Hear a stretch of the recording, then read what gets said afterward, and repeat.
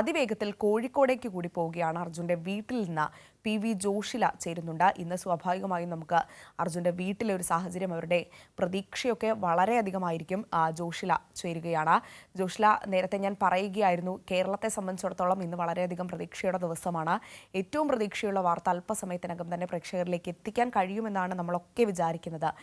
വീട്ടുകാരുടെ ഒരു അവസ്ഥ അത് നമുക്കറിയാവുന്നതാണ്. പക്ഷേ ഇന്ന് ഒരു ശുഭപ്രതീക്ഷയിൽ തന്നെയായിരിക്കും അവർ.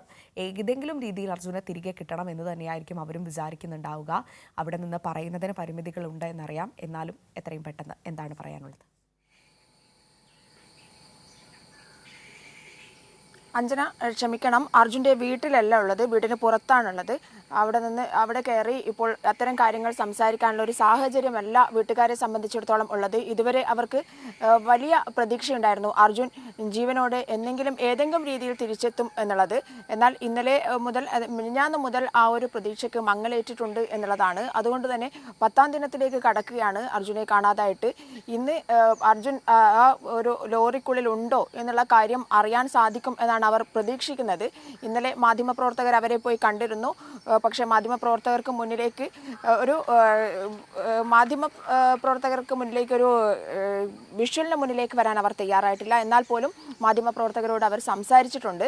അവർ പറഞ്ഞ കാര്യം, ഞങ്ങൾക്ക് ജീവനോടെയാണെങ്കിലും അല്ലെങ്കിലും ഇനിയെങ്കിലും എങ്ങനെയെങ്കിലും കിട്ടിയാൽ മതി, അർജുനെ തിരിച്ചു കിട്ടിയാൽ മതി എന്നുള്ള ഒരു രീതിയിലേക്ക് അവരുടെ മാനസികാവസ്ഥ മാറിയിട്ടുണ്ട് എന്നുള്ളതാണ്. അതുകൊണ്ട് തന്നെ നേരിട്ട് ഒന്നും നിങ്ങളോട് പറയാനില്ല എന്നാണ് അവർ പറഞ്ഞത്. അതുകൊണ്ട് തന്നെയാണ് ഇന്ന് രാവിലെ പോയി ആ ഒരു കുടുംബത്തെ ബുദ്ധിമുട്ടിക്കരുത് എന്നുള്ളത് കൊണ്ടാണ് ഇതിന് അടുത്ത് വന്ന് നിൽക്കുന്നത്.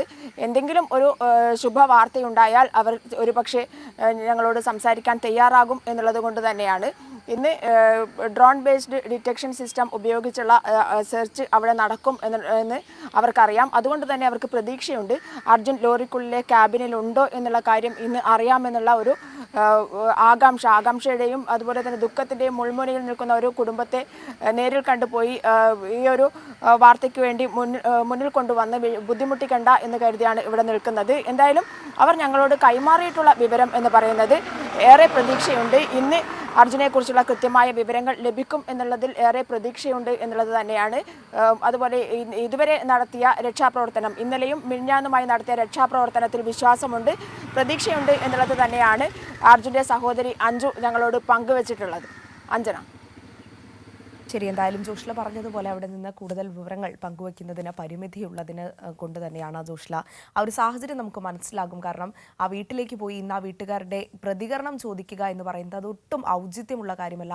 അത് മാധ്യമപ്രവർത്തനത്തിന് ചേർന്നതുമല്ല. മറ്റുള്ളവരുടെ വികാരങ്ങൾ അത് ഞങ്ങളും മനസ്സിലാക്കുന്നുണ്ട്. നമുക്ക് ആ വേദന, അർജുൻ തിരികെ കിട്ടണമെന്ന വലിയൊരു പ്രതീക്ഷയിൽ തന്നെയാണ് നമ്മളും ഉള്ളത്. അപ്പോൾ ആ വീട്ടുകാരുടെ ഒരു അവസ്ഥ, അവരുടെ ഈ ഒരു ഘട്ടത്തിൽ അവരെങ്ങനെയാണ് പ്രതികരിക്കുക എന്നൊക്കെ ചോദിച്ച്, എന്താണ് അവരുടെ പ്രതികരണം എന്നൊക്കെ ചോദിച്ചു പോവുക, അതൊട്ടും ശരിയല്ല എന്ന് നമുക്കും അറിയാം. അതുകൊണ്ടാണ് ജോഷില അവിടെ നിന്ന് മാറി നിൽക്കുന്നത്. അതെന്തുകൊണ്ടും നല്ലത് തന്നെയാണ്. എന്തായാലും അർജുന് വേണ്ടിയുള്ള തിരച്ചിൽ അത് 10ാം നാൾ ഏറ്റവും നിർണായകമായ ഘട്ടത്തിലൂടെ പോകുകയാണ്.